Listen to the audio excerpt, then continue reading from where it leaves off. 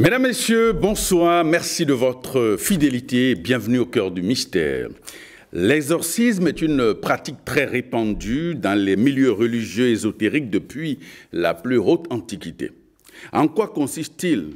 Quels sont les risques encourus par les pratiquants? Les explications de notre spécialiste nous édifieront davantage ce soir sur cette technique.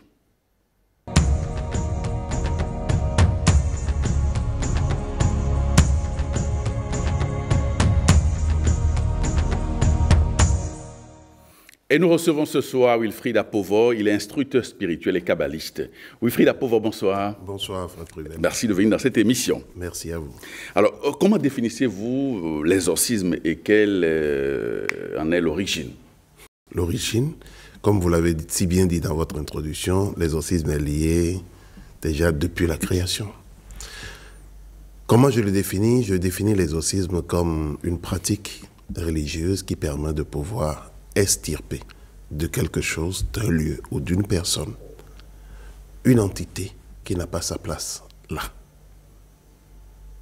Et donc, l'exorcisme ici vient à déloger une entité d'une chose, d'un lieu ou d'une personne où cette entité ne doit pas se trouver. Très bien. Alors, comment l'exorcisme est-il perçu dans les différentes cultures à travers le monde? Bon, la plupart du temps, il faut admettre une chose, que les gens ont très peur de l'exorcisme et beaucoup plus des exorcistes. Que de la pratique même. Que de la pratique même. Donc, généralement, il faut admettre que ce n'est pas une chose qui est recommandée à tout le monde de s'y jeter. Parce que, vous savez, on dit le monde des esprits, c'est un monde de codes, c'est un monde de symboles. Et donc, quand vous ne connaissez pas les codes, vous ne connaissez pas les symboles, la plupart du temps, vous serez malmené par des esprits. Depuis la nuit des temps, l'homme a toujours cherché à s'harmoniser avec le divin. Et rappelez-vous, on nous a dit dans la Bible que quand il y a eu cette lutte primaire entre Dieu et son ange le plus lumineux, le porteur de lumière, Lucifer, qui a un ange au ciel qui a dégainé son épée, qui a dit « Michael, qui peut se prévaloir, être semblable à Dieu, qui est comme Dieu ?» Et il est écrit « Malheur à vous les hommes, car le diable, votre ennemi, vient vers vous. » Et on dit qu'il a été chassé du ciel et est envoyé sur terre. Oh, nous sommes les enfants bien-aimés de Dieu. Et il l'a chassé du ciel et l'a envoyé sur terre. Pour qu'il s'occupe de nous. Bon, pour qu'il nous aide à vite évoluer. Alors, vous avez dit tout à l'heure que l'exorcisme, c'est une question de code. Naturellement.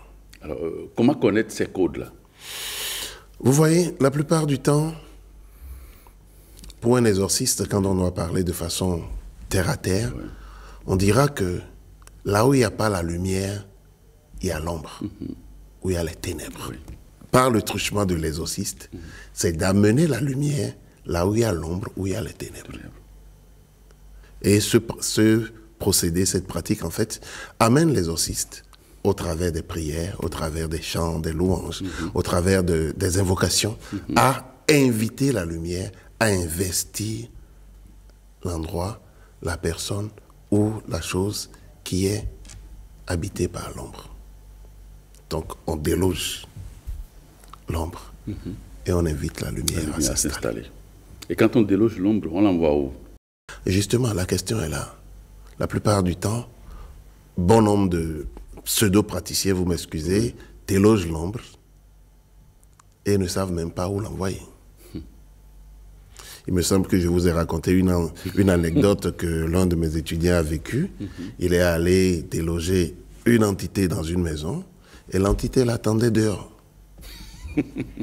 Quand il a pris sa moto, l'entité est montée sur la moto. Donc il a senti qu'il y a quelque chose qui est monté sur sa moto. Il a roulé jusqu'au niveau de Yokpe-Oloa. Et lui et la moto se sont retrouvés dans les caniveaux. Il était tout de blanc vêtu, il est devenu tout de violet vêtu. Il rentre chez lui, sa femme, ses enfants ont fui pour entrer dans la chambre et fermer la porte. Il dit, c'est moi votre père. Ils disent, non, ce n'est pas notre père. Les enfants ne l'ont pas reconnu. Et il m'appelle, bon, j'ai tel problème. Je dis, quand tu as demandé à l'entité de sortir, tu l'as envoyé où? Il dit, je ne l'ai pas envoyé. J'ai dit, tu reprends le même rituel que tu as fait là-bas chez toi. Et tu demandes à l'entité ou tu demandes aux hiérarchies angéliques d'envoyer l'entité là où elle doit être. Et des fois, même les entités refusent d'aller là où vous voulez les envoyer pour vous dire, envoie-moi dans cet arbre, envoie-moi dans cet animal, ainsi de suite. Avant que je ne sorte, il faudrait que tu m'envoies alors dans cet animal. Ou que tu m'envoies dans cet arbre. Ou que tu m'envoies dans telle chose. L'entité même... oui, elle négocie. Elle négocie. Avec vous. Avec vous. Elle vous dit l'endroit où elle va aller. Où elle veut que vous l'envoyiez. Maintenant, s'il y a refus de partir, comment vous faites? Bon, ce qui est sûr, vous savez, l'exorcisme, ce n'est pas du... Comment vous appelez? Ce n'est pas du breakfast. Ça dit, ce n'est pas en une séance, vous avez fini. Non. Le danger de l'exorcisme, on dit quand vous renvoyez une entité, elle part chercher 7 autres entités plus puissantes. Donc, vous délogez une entité.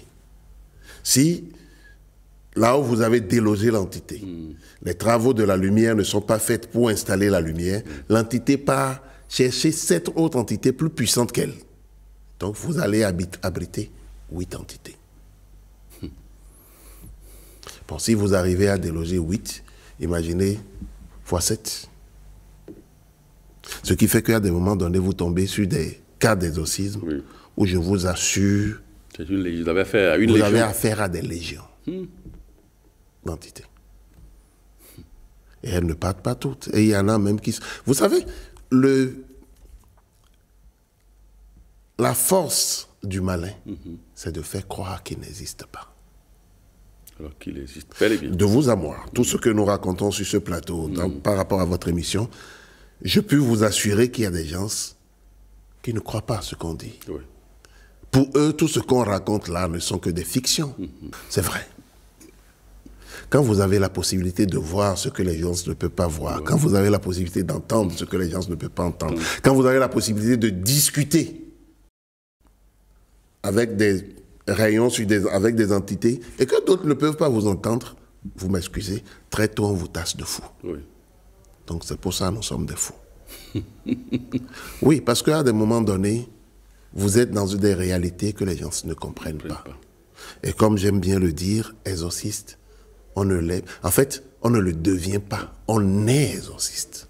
C'est un charisme avec lequel on vient. Oui. On ne développe pas ce charisme. C'est que vous avez les aptitudes et vous l'êtes. C'est ça. Maintenant, le grand danger de l'exorciste, la plupart du temps, bon, tu m'excuses, je vais dire des apprentis sorciers.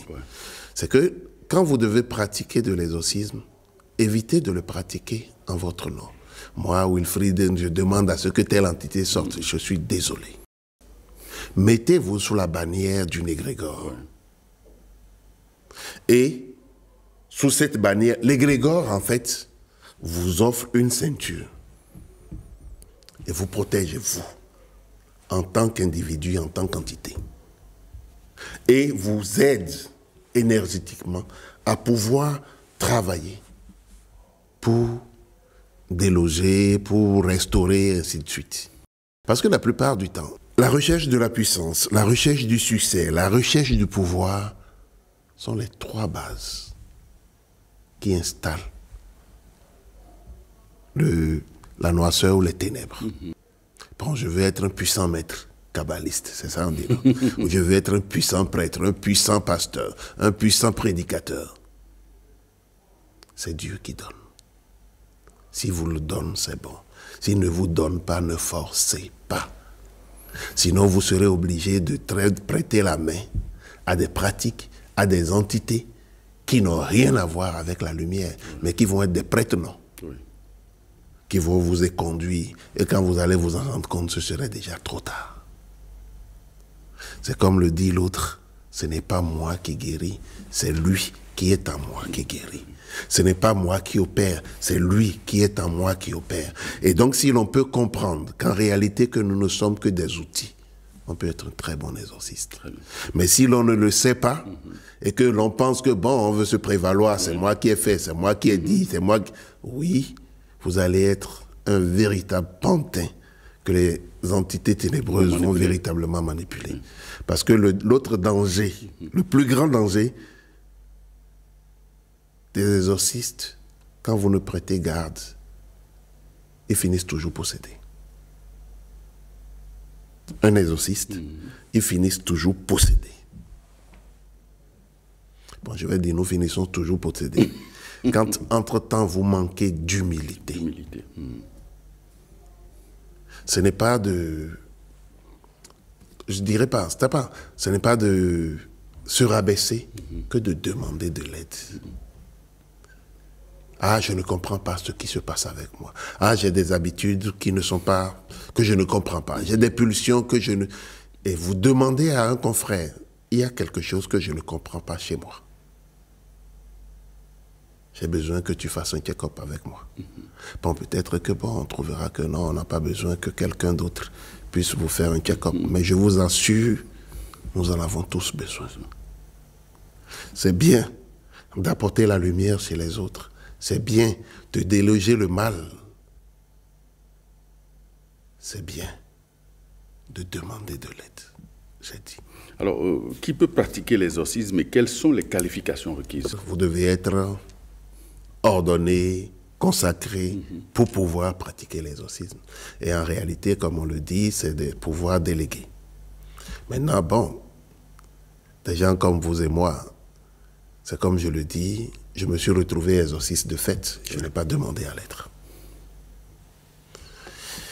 Et je me suis rendu compte que c'est des choses qui se sont opérées à mon insu par certaines pratiques. Et la plupart du temps, c'est comme j'aime bien le dire. Vous voyez, quand vous pratiquez à une séance, par exemple avec moi, et généralement, j'aime pas amener quelqu'un dans des séances. Pourquoi? D'abord, kabbalistiquement, on vous dira que pour pratiquer l'exorcisme, soit vous êtes seul. Ou vous êtes 3, vous êtes 5, vous êtes 7, vous êtes 9, mais jamais un nombre pair. Pourquoi? Parce que le Père divise. Un. De deux, quand vous pratiquez l'exorcisme avec des gens, il faudrait que vous ayez conscience du niveau de ces gens-là. Parce que le mal que vous sortez, souvent on voit dans certaines assemblées, je ne veux pas nommer, où on dit « Ah, tel est possédé, il faut prier pour lui ». Et les gens se mettent tout autour. Quand l'entité que vous estimez sort, le maillon faible de la chaîne, c'est lui qui l'attaque. Il sort. Celui pour qui vous avez prié est délivré. Mais vos frères vont partir avec des entités. Si vous n'avez pas les yeux pour voir, vous ne le saurez pas. Et beaucoup de personnes ont dévié, ou ont commencé par développer des vices, parce que c'est au travers des vices que vous cultivez le mal. Ouais. Au travers du manque de volonté, au travers de la haine, au travers de l'envie, au travers de la gourmandise, au travers de la colère, donc au travers de l'orgueil, au travers de la luxure, des mensonges et de la paresse, vous développez les vices. En fait, c'est le terreau qui leur permet en fait de grandir. Ouais. La culture des vertus les éloigne. Souvent, je dis aux gens, pour changer la fréquence vibratoire de quelqu'un, qu'est-ce que je fais? Je vous dis, lisez tel livre de la Bible ou lisez tel verset du Coran. Les livres sacrés ou des prières sacrées, quand vous les dites, vous augmentez votre taux vibratoire. Absolument. Et vous savez, tout est question de vibration. Quand votre taux vibratoire est bas, vous êtes affecté par des entités qui sont en analogie avec cette vibration que vous dégagez. Quand votre taux vibratoire est élevé, ces entités d'elles-mêmes vous quittent. Parce que le lieu ou l'endroit n'est plus propice pour leur prospérité. Donc, ils trouvent que, bon, là, ce n'est plus pour nous. Il faut aller chercher un autre habitat. Bon, ils existent, ils sont là. Pourquoi? Parce que nous en avons sûrement besoin. C'est comme j'aime bien le dire, le diable et ses pairs sont ceux qui travaillent le plus pour Dieu. Parce que quand il vous chicote, vous vous rappelez du chemin de la maison du Père. C'est ça. Je dis. Alors, quels sont les principaux signes indiquant qu'une personne est possédée? Les principaux signes, des fois même, il n'y a pas de signes. Il y aura des manifestations sporadiques. Des fois, il n'y a en fait rien de façon extérieure. Des fois, c'est vrai, vous allez voir de façon extérieure une personne très correcte, très pieuse, qui du jour au lendemain bascule. Il a ramassé des miasmes, ramassé des entités qui le poussent à boire, à fumer, à se prostituer, à voler, ainsi de suite. C'est pour ça qu'on dit chez nous, en Kabbale, à un moment donné, il faut apprendre à pouvoir les affamer, pour pouvoir les domestiquer. C'est ça. Les affamer, ne plus céder à ses caprices ou à ses vices, et développer les vertus opposées à ses vices. Et là, vous les affamez. Vous ne le faites pas la guerre, vous les affamez, vous les affaiblissez. Parce que si vous le faites la guerre, ils sont plus puissants que vous. Oui. J'ai l'habitude souvent de prendre un exemple qui fait souvent rire. Je dis, mais attendez, on nous a dit que le Christ est né fils de Dieu, n'est-ce pas? Et Hérode était roi à sa naissance.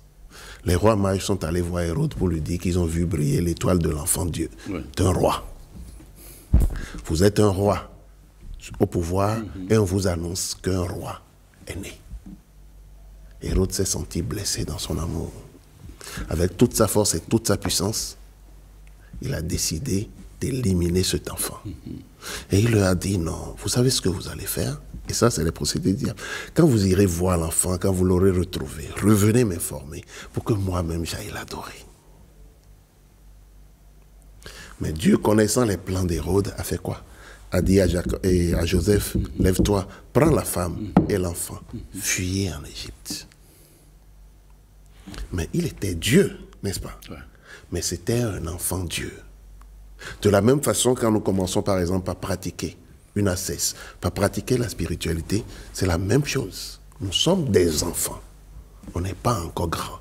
On n'a pas encore de pouvoir. Même si nous avons encore des pouvoirs, ces pouvoirs ne sont encore latents. N'ont pas encore de potentialité pour rivaliser avec la force d'en face. Et donc, si la confrontation a lieu, en ce moment-là, forcément, on est perdant. Et donc, fuir par moment, c'est aussi une âme. Très bien. J'ai dit. Alors, quelles prières ou formules sont couramment utilisées dans un exorcisme? Bon, il y a des manuels d'exorcisme où vous avez des prières qui sont dédiées, où vous avez des prières que vous faites, ainsi de suite. Il y a des manuels d'exorcisme. Maintenant, en dehors de ça, c'est comme moi j'aime bien le dire, je ne pratique pas des exorcismes en priant, en faisant des prières, mais je pratique des exorcismes en faisant des louanges. C'est-à-dire, je ne suis pas dans le Satan sort, mais je suis dans Dieu vient. Investis ce lieu, investis ce corps, investis cet objet. Des fois, vous pratiquez des séances d'exorcisme, et celui qui vous pratiquez use du stratagème pour vous atteindre dans votre orgueil propre. En vous disant, hey, toi qui couches avec ta mère, comment est-ce que tu peux prétendre que tu vas m'ordonner pour que je sorte de ce corps? C'est vrai, ce n'est pas vrai, vous ne couchez pas avec votre mère. N'oubliez pas que le diable est un menteur. Et alors, il use le mensonge pour vous atteindre. Si vous vous énervez, vous ne pouvez plus le faire sortir. Mais quand il a balancé ça, s'il y a des gens qui sont là, ils entendent. Voilà que l'entité a dit que toi, tu couches avec ta mère. Tu sais que ce n'est pas vrai. Et ou des fois, il va te balancer des vérités. Oui. Si c'est vrai, dis-le, c'est vrai. Seigneur, je demande ton aide. Je suis un pécheur. C'est vrai, j'ai fait ça. Mais ce n'est pas moi qui suis important pour le moment. C'est l'entité, c'est cette telle âme qui demande ton aide. Mais il faut être humble pour reconnaître que dans cette situation où c'est toi le maître, et on vient te déculotter devant tout le monde, mets-toi nu et reconnais que c'est vrai. Mais ce n'est pas toi qui opères, c'est la puissance de Dieu qui opère par toi, que tu invites à opérer. C'est tel égrégore que tu invites à opérer. Et donc ce n'est pas toi. Tu n'es qu'un canal que tu demandes à l'égrégore d'emprunter. Et donc tu ne t'énerves pas, tu ne te fâches pas, tu ne dis pas les mots grossiers, et tu reconnais si c'est vrai, je l'ai fait. Mais l'amour de Dieu me pardonne parce que je le demande ici et maintenant. Des fois, dans des séances d'exorcisme, vous commencez d'abord par vous exorciser, par vous purifier. Oui, absolument. Oui, tout commence d'abord par la purification, mais des fois, en pleine séance, vous purifiez encore. Vous demandez pardon, parce qu'on vous rappelle des choses que vous avez faites, en fait, qui constituent des blocages, des murs, pour vous empêcher d'avoir la puissance pour déloger. Pour déloger l'entité. L'entité. Ouais. Ou pour ordonner, donner quelque ordre à l'entité. Et quand vous le faites, vous recevrez l'aide, vous recevrez l'onction. Et vous allez pouvoir accomplir le travail que vous voulez faire. Et comme je le disais tantôt, ne le faites jamais dans un contexte d'adversité. Le diable n'est pas votre adversaire. Si Dieu a permis qu'il existe, forcément, il a une raison à ça. Il a une raison. Et lui et Dieu se voient 2 fois, tous les matins, tous les soirs. Donc, vous luttez contre lui, mais bon, c'est une peine ce n'est pas lui, c'est pas contre lui qu'il faut lutter. Il faut lutter pour emmagasiner le plus de lumière. Mais n'oubliez pas, la loi dit que toute âme qui tend vers la perfection combat son propre démon. Est-ce qu'il faut se préparer quand vous êtes exorciste? Est-ce que avant de passer à l'opération, à l'acte, donc à ce rite-là, vous devriez prendre des précautions, vous préparer spirituellement avant donc d'aller à l'assaut de... Vous savez, ce n'est pas un jeu. Ah, très bien. Et je dis aux apprentis sorciers que ce n'est pas un jeu. Vous allez... On ne se lève pas pour dire « je veux faire exorcisme ». Donc quand vous devez faire des séances de réconciliation ou d'invitation de lumière dans quelque chose, dans une personne, dans un lieu, vous devez vous préparer. Jeûner, prier pendant un certain nombre de jours.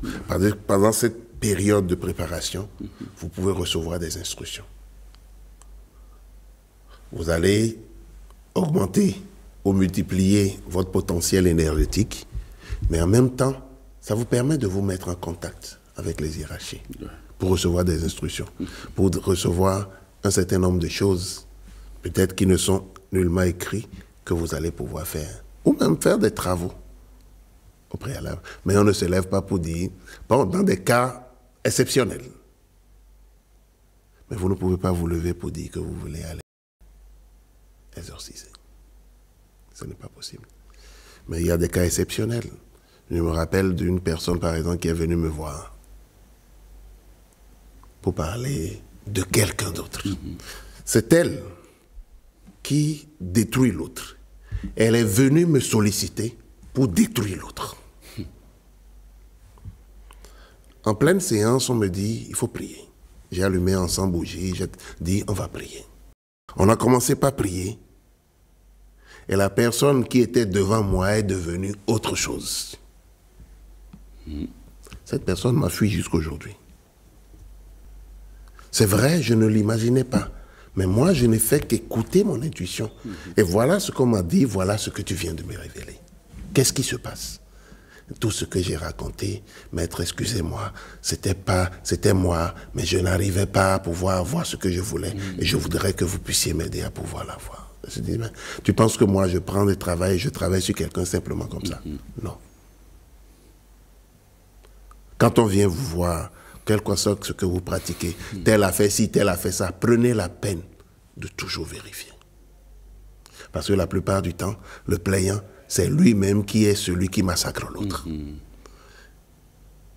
Et n'arrivant pas à atteindre ses buts, il veut vous utiliser pour commettre ses forfaits. Et si vous suivez l'argent ou si vous suivez vos émotions, vous allez tomber dans un grand trou béant. Donc j'avertis les confrères, praticiens, faites attention, j'ai dit. Alors, quels sont les objets sacrés employés lors d'un exorcisme, par exemple? Tout objet sacré. On emploie la croix, on emploie la bougie, on emploie les encens, on emploie quoi encore? L'épée? L'épée. On emploie l'épée, on emploie l'hostie. La communion consacrée. Pourquoi? Tout à l'heure, j'ai dit de façon imagée qu'on amène la lumière dans. Oui. Quand vous communiez quelqu'un, vous lui faites quoi? On dit quoi? Corps du Christ. La lumière qu'on donne. Vous donnez le Christ, vous mettez le Christ dans l'intéressé. Oui. Vous lui donnez de la lumière. C'est dit. Alors, combien de temps dure généralement un exorcisme et combien de séances peuvent être nécessaires? Ça dépend. On ne peut pas définir combien de temps. Des fois, vous faites une séance et tout peut se régler. Ouais. Des fois, vous faites plusieurs séances. Et c'est en fait l'état de la personne, de la chose ou du lieu qui vous permet en fait de savoir est-ce que c'est fini. Parce que n'oubliez pas, le malin est malin. Et sa plus grande ruse, c'est de se cacher. Donc généralement, par exemple, vous allez faire des séances d'exorcisme où les petites entités, vous les délogez. Mais il y a celui qui les commande qui est là, qui ne bouge même pas. Malgré vos eaux bénites, malgré les prières, tout, vous ne l'atteignez pas. Vous allez dire que c'est fini. Oui, certaines entités sont parties, mais elles ne sont pas toutes parties. Il y en a d'autres qui sont encore là. Et donc, à des moments donnés, il faut se fier à son instinct et surtout être à l'écoute de soi. Parce que quand il y a... En fait, bon, des fois, ce n'est que de petites choses qui vous mettent la puce à l'oreille. Que de petites choses. Parce qu'à des moments donnés, bon, par exemple, pour des gens qui sont habités par des entités,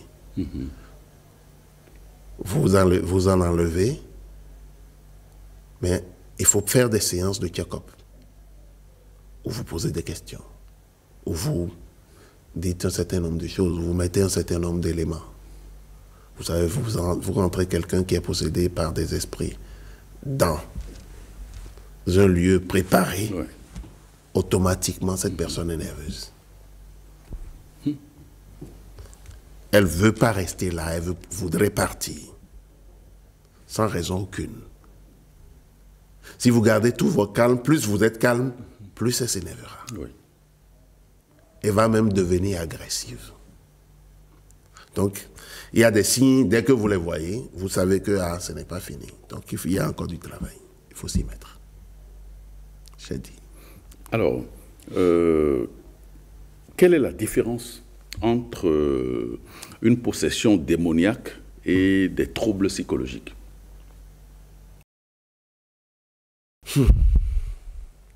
C'est vrai que la différence n'est pas très forte. Si l'on doit regarder de façon matérielle, la différence n'est pas très forte. Des troubles psychologiques, j'ai connu une personne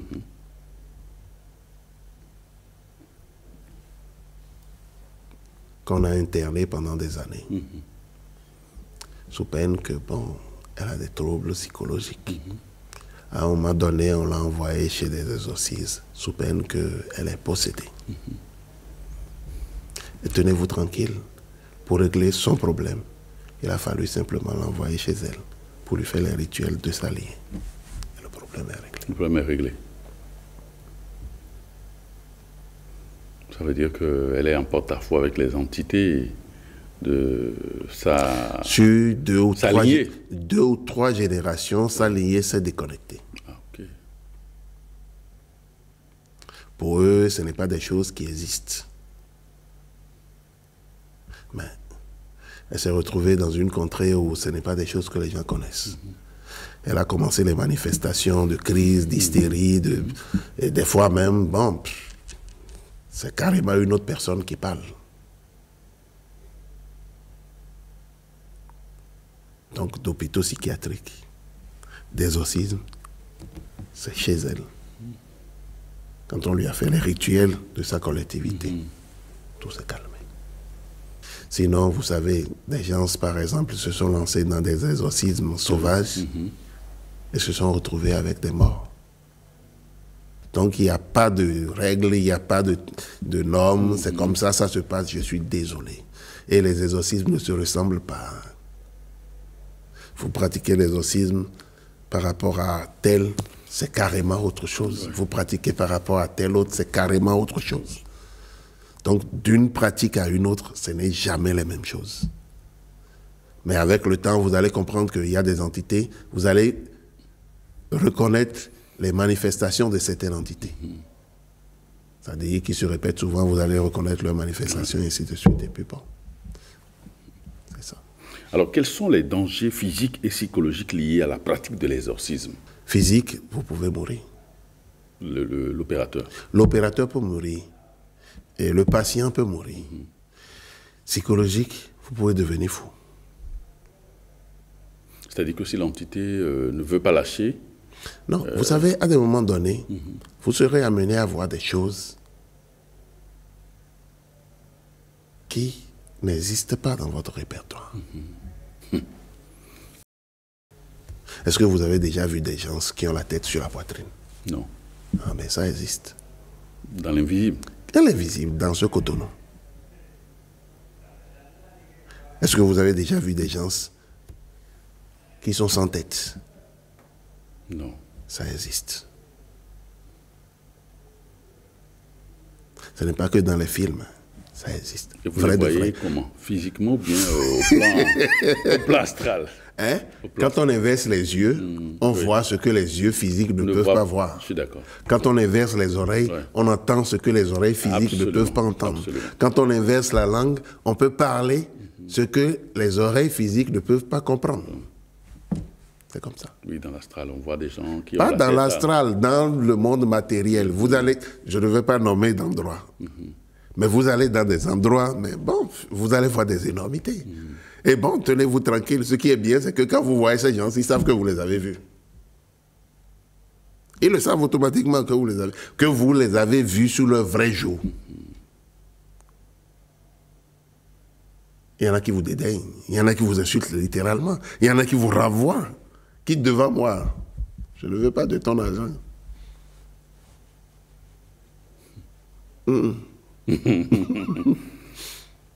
Mais quand on est exorciste, est-ce qu'on est tenu de développer des facultés comme la clairvoyance, c'est des choses qui viennent. La clairaudience? C'est des choses qui viennent.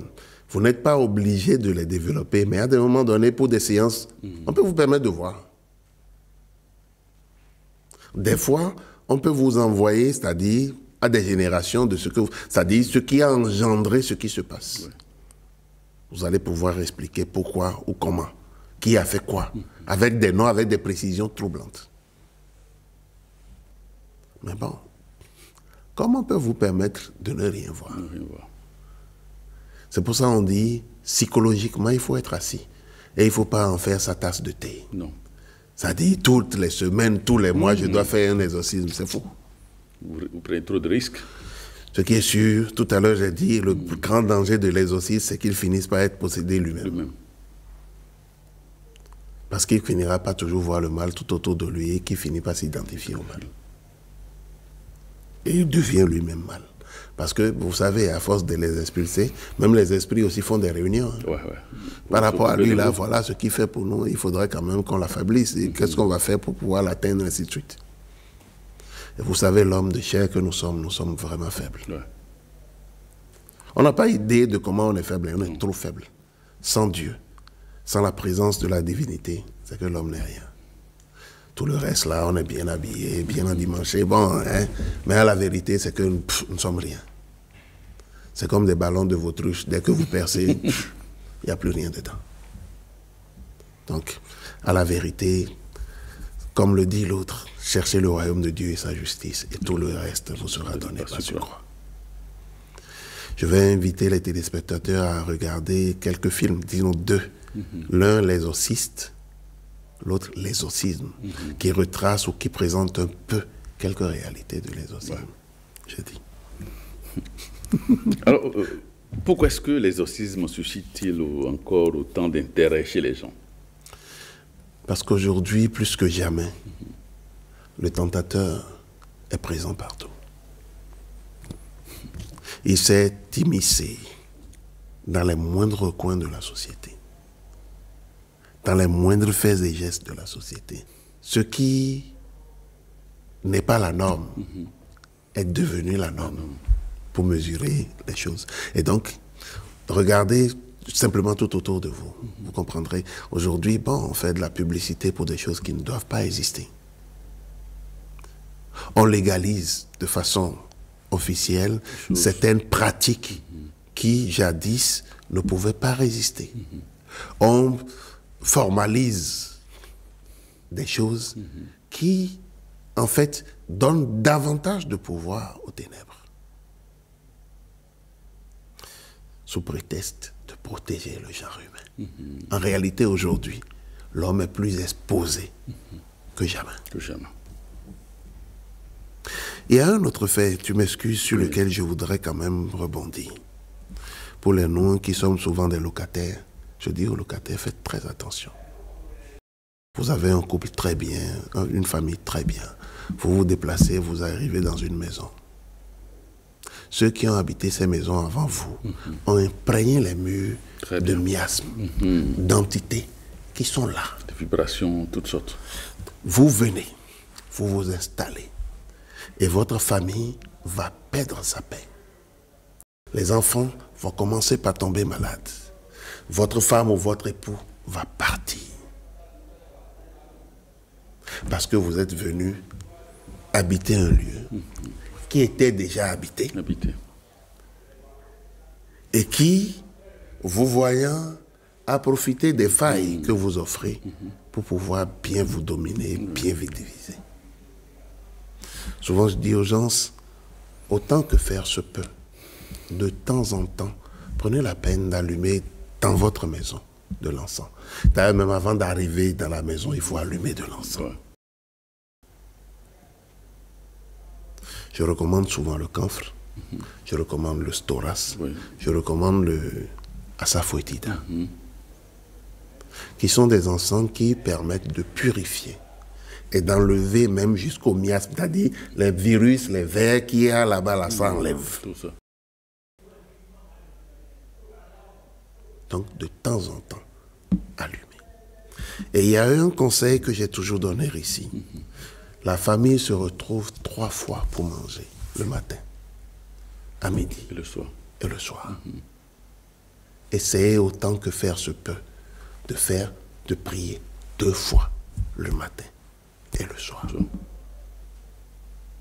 C'est vrai que je dis aux gens qui disent, et si tout ce qu'on dit là, Dieu n'existe pas. Bon, je dis, s'il n'existe pas, on ne peut rien. Au moins vous auriez occupé votre esprit à quelque chose de bien. Absolument. Donc, ce n'est pas les prières kilométriques. Non. Seigneur, nous te bénissons, nous nous sommes réveillés, nous allons partir. Conduis chacun de nous dans la direction de ta gloire. Pour que nous puissions revenir ici et te rendre gloire ce soir. Point. Seigneur, nous sommes revenus, nous te remercions pour nous avoir protégés, nous avoir ramenés sains et saufs dans nos demeures respectives. Maintenant, nous voulons dormir, nous te confions notre esprit. C'est vrai, c'est simple, mais c'est puissant. J'ai dit. Alors, est-ce qu'il existe des cas dans lesquels l'on ne doit pas pratiquer l'exorcisme? Quand vous voyez par exemple que le patient est très faible, il faut éviter. Très bien.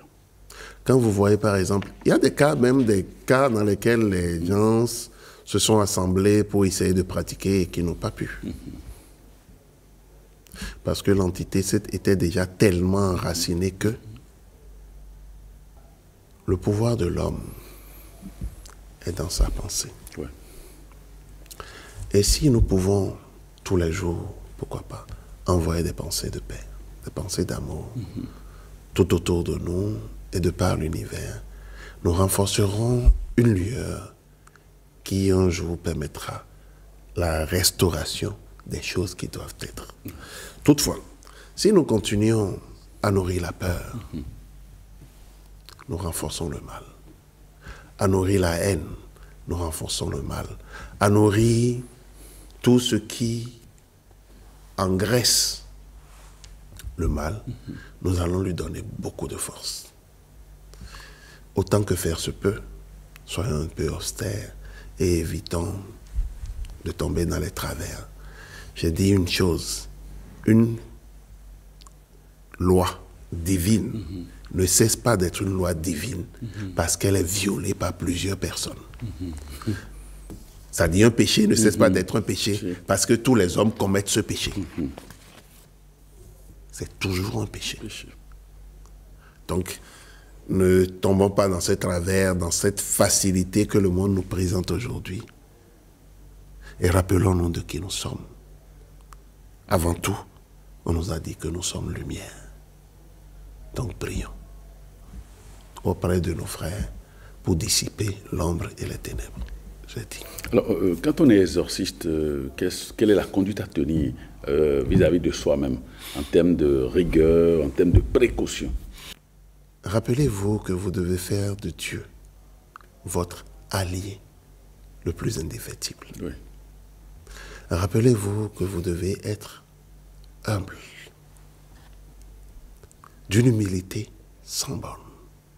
Rappelez-vous également que les principes de l'amour doivent toujours vous guider. Donc, un bon exorciste, un grand exorciste, il est humble. Il est l'ami de Dieu. En fait, je vais utiliser un terme que j'aime bien dire, il mange Dieu. Il mange Dieu. Et il vit les lois, les règles dans la pratique de l'amour. Je dis. Alors, lorsque l'on est exorciste et qu'on vous demande d'aller désenvoûter une maison envoûtée, hantée, et tout ça, comment on s'y prend? On ne se lève pas pour dire « je veux aller ». Vous faites des séances de prière, vous faites des séances de jeûne et vous présentez votre travail. Ce n'est pas tous les travaux sur lesquels on vous a invité que vous allez faire. Vous allez des fois faire la préparation, on vous dira de ne pas partir. Parce que c'est coriace. Ça dépend. Une chose est certaine, vous savez ce que je dis souvent, ça peut ne pas être coriace. Il se peut que ce soit karmique, par exemple, que la personne porte une oui, croix. Même si c'est karmique, on peut alléger le karma. Oui, absolument. Mais c'est que des fois, on vous demande de ne pas partir parce que si vous partez, vous allez encore compliquer la situation. Pour la personne. J'ai énoncé tout à l'heure une règle. Quand un démon part, 8 reviennent. Oui. Si vous partez, vous faites le travail et que l'intéressé ne s'ouvre pas à la lumière, vous compliquez davantage son cas. Ça. De deux, il y a une chose que je dis, Dieu fait son miracle. Ouais. Où il veut, quand il veut, comme il veut, par qui il veut, et personne ne peut lui demander pourquoi. C'est peut-être vous, le grand Manitou, c'est vous qui... Et c'est vous, on vous dit de ne pas partir. Et c'est votre étudiant qui n'a même pas encore fini les cours préparatoires. C'est lui qui va partir et qui va aller faire ce travail. L'humilité. Non, je ne peux pas. On m'a dit d'attendre. On m'a demandé à des moments donnés de venir faire des travaux. J'ai dit, si c'est votre argent, prenez, je ne prends pas. On m'a dit d'attendre. Quand on va me donner l'ordre, je vous dirai. Si vous ne vous écoutez pas, si vous n'écoutez pas Dieu en vous, vous voulez écouter qui? Ce n'est pas pour montrer votre force. Vous n'avez aucune force. C'est Dieu qui a la force. Vous n'avez aucun pouvoir. C'est Dieu qui a le pouvoir. Et il dit qu'il le concède à qui il veut, où il veut, quand il veut, comme il veut. Et pourquoi est-ce que vous voulez le supplanter? Pourquoi est-ce que vous voulez vous exposer pour montrer que vous savez faire quelque chose? Je suis désolé. Ce n'est pas de la faiblesse d'admettre « je ne peux pas » ou d'admettre « je ne suis pas encore prêt ». Je ne suis pas encore prêt. Donc, c'est important. C'est comme le dit l'autre. Dans tous les cas, rappelez-vous de ces paroles de Martin Luther King qui dit que l'obscurité ne peut pas combattre l'obscurité. Seule la lumière le peut. La haine ne peut pas combattre la haine. Seul l'amour le peut. Et donc, je pense que tout est dit. Et une personne qui a été exorcisée, délivrée, tout ça, quelle est l'attitude qu'elle doit, la conduite qu'elle doit tenir désormais pour ne plus se faire recoloniser par les entités néfastes? Tout à l'heure, j'ai dit quoi? Quand vous exorcisez, vous délogez une entité négative, vous l'envoyez au cœur des anges qui vont le loger là où il doit être, ou vous l'envoyez dans quelque chose qu'il a négocié, ainsi de suite. Vous demandez maintenant, vous faites des travaux pour investir le lieu, la chose ou la personne de la lumière. Et il faut que cette personne puisse garder cette lumière. Comme on le dit souvent chez nous initiés, on te dit, au début, la lumière est hésitante. Oui. Elle vacille, comme une flamme de bougie, que le vent va, c'est-à-dire balance d'un côté vers l'autre. Mais il faut que cette lumière hésitante puisse devenir une certitude, puisse grandir, devenir un brasier. Vous devez vous associer, vous accrocher à une égrégore qui puisse vous permettre de vous développer, de développer votre potentiel de lumière. Ouais. Sinon, si vous vous laissez, vous allez épuiser tout ce qui a été fait et vous allez tomber dans les mêmes travers. Alors, on va revenir sur un cas où l'exorciste a procédé à son opération, il a exorcisé une personne possédée, et puis Flan, lui-même, il part, il meurt. Comment on peut expliquer ça? La première question, si toutes les démarches ont été respectées, c'est que l'exorciste doit savoir qu'il ne doit pas opérer. Et comment les démarches ont été respectées? Ça veut dire que quoi? Il prend le temps de se préparer, oui, de prendre conseil, de voir à peu près, de prendre conseil, oui. Et surtout d'opérer par une égrégore, par une chaîne. Oui. Parce que quand vous opérez seul, vous êtes très vulnérable. Oui. Moi, Wilfried, je fais ci, je ne fais rien. C'est les anges, c'est Dieu qui opère au travers de moi. Donc moi, je ne suis rien.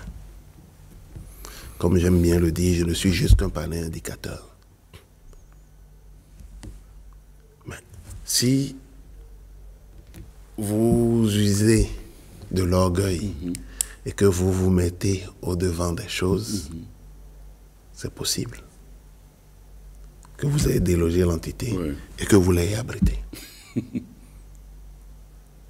Et donc, l'entité également va faire avec vous pour pouvoir retourner encore là où il se sent mieux. Donc, finir avec vous et se retourner vers là où il doit se sentir mieux. Donc, il ne faut pas, dans ce genre de choses, il ne faut pas se laisser distraire par les... Des fois, même des gens viennent vous offrir des choses. Je me rappelle, une fois, j'ai été contacté par quelqu'un, je devais aller faire un travail. J'ai fait mes séances de préparation pendant un certain nombre de jours. Et le jour où on doit aller, cette personne m'appelait. « Ah, vous avez déjà pris la route ?» « Oui. » Arrivé au lieu de rendez-vous, je n'ai jamais vu cette personne. Elle n'est pas venue. Et pourquoi? Elle n'a plus jamais appelé jusqu'aujourd'hui. Quand vous l'appelez, ça ne passe pas? Ça ne passe plus. Donc c'est un esprit, une entité. Après, j'appelle. Seigneur, qu'est-ce qui s'est passé? Voilà. Il s'est passé telle chose. Elle me dit, mais non. Voilà le plan que cette personne avait fait. Pour toi. Et parce que tu as fait telle chose, elle a reçu telle commission. Elle ne peut pas venir te voir. Ça va vous paraître bizarre. Absolument. De vrai, je ne connais pas toutes les personnes qui viennent vers moi. Cette personne s'était préparée pour m'offrir un sacrifice. Chérie, je ne savais pas. Mais si je ne m'étais pas préparé, j'aurais été un très bon ailleurs de sacrifice. Mais puisque je me suis préparé, le pont a été coupé. Cette personne a trouvé que c'est mieux pour elle de couper ce pont. Et je vous assure, je n'ai plus jamais rencontré cette personne nulle part. C'est des risques, comme j'aime bien le dire, du métier. C'est des choses qui arrivent. Est-ce que vous avez, par exemple, dans votre pratique de cette technique-là, est-ce que vous est arrivé une fois, par exemple, sur un site, de recevoir un coup, bien d'être secoué par une entité? Secoué, bon, ça c'est peu dire. Je me suis rappelé, j'ai eu des fois où Vous avez été projeté. Ah oui. Ah oui, j'ai été projeté. À plus d'une dizaine de mètres. J'étais en train d'officier, de consacrer. Et j'ai été projeté. Maison. Une maison. J'arrive quelque part, j'ai été projeté. À plus d'une dizaine de mètres. J'étais tombé, évanoui. Tous ceux qui étaient là, ils ont fui. Je me suis réveillé. Mais c'était une maison qui a été tellement en litige que les frères se sont disputés. Donc quelqu'un a enterré quelque chose là pour tuer son frère. Donc arrivé là, pour me signaler ce qui s'est passé, bon, c'est comme ça que je me suis retrouvé projeté. Et ça, c'est rien. Même dans des séances simples d'exorcisme, les gens vont vous mordre. Mon frère, ce n'est pas de choses là. Non, c'est sérieux. Les gens vont vous mordre. Les gens vont vous mordre. Les gens vont cracher des glaives ou des choses là sur vous. Et quand vous arrivez sur un cas de sorcellerie, comment est-ce que ça se passe? Bon, c'est vrai. La question que je pose est la suivante. Qui n'est pas sorcier? Nous sommes tous des sorciers. Et si c'est un cas de sorcellerie, c'est des choses qui arrivent. Si le ciel le permet, le travail qu'on doit faire, on le fait. Si le ciel ne le permet pas, Vous faites des mythos. on fait des mythos. Non pas pour avouer qu'on est vaincu, qu'on est... Non, ce qui est sûr, ce n'est pas un combat. Non. Parce que n'oubliez pas une chose. Tu as mangé, on te mangera. C'est ça. Tu as tué, on te tuera.